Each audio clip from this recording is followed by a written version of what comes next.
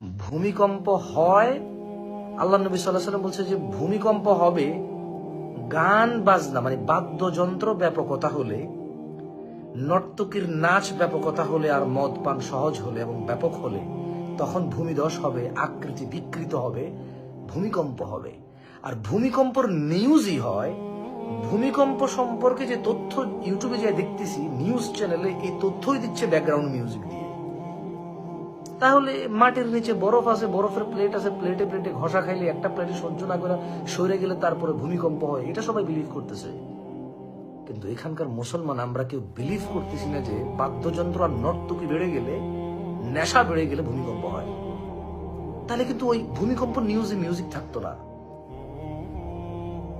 এবং আমি ওই নিউজের নিচে কমেন্টস গুলো চেক করেছি, কারো কোনো আপত্তি নাই যে আপনি যে মিউজিক ব্যাকগ্রাউন্ড দিয়ে যে আপনি নিউজটা চালাচ্ছেন,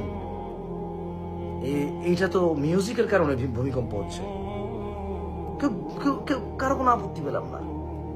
সে 2022 সালে চিটগং একটা লেকচারে বলেছি যে আপনার গান বাজনা বাজানোর কারণে ভূমিকম্প আসবে, এই 10তলা 20তলা বিল্ডিং টিকবে না। কিভাবে টিকবে?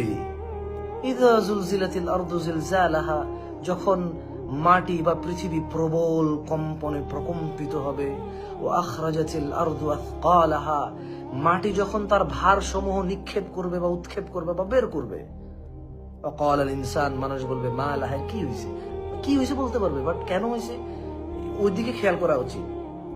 ওই কেন হয় ভূমিকম্প, এটা যদি খেয়াল না করি, তাহলে মাটি যখন সবকিছু বের করে দিবে তার ভারসমূহ, তখন বলতে হবে মা লাহা, কি হয়েছে।